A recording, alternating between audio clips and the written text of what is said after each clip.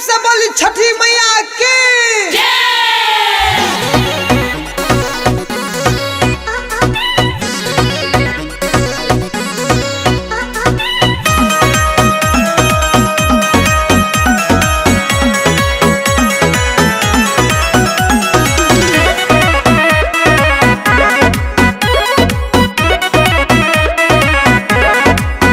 छठी माई के छोड़ के हम कैसे आई। अभी पूजा के टाइम खत्म ना भइल। छठी माई के छोड़ के हम कैसे आई। अभी पूजा के टाइम खत्म ना भइल।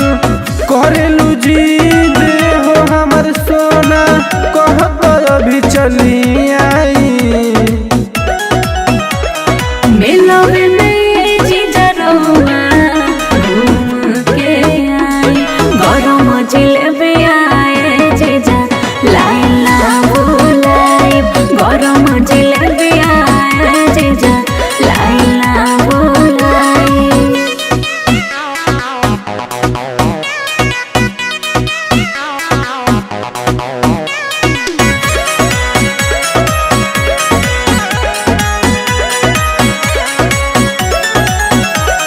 साली हो सब ला दे, माला भी गुथवा दे। साची कहिले तहरा के पिज्जा खिला दे।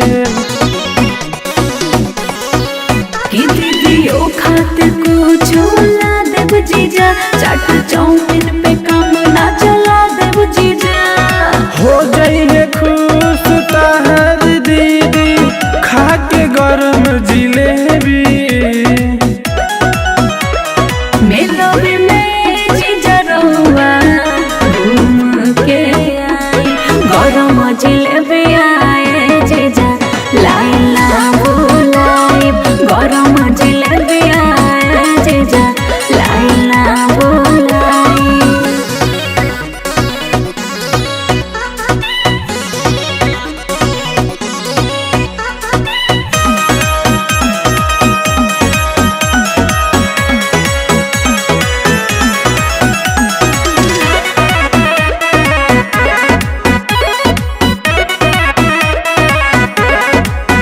भीड़ मेला में बढ़ल जाता, ना कुछ बुझाता। राकेश सुन संगे देखो उदित भी जाता। मन बाटे हमार खुश जीजा जी, नीति से पियरे मंगा दीजिए जाजी। कोरोना वीडियो कॉल साली, तोहके मिलवा देखा दी।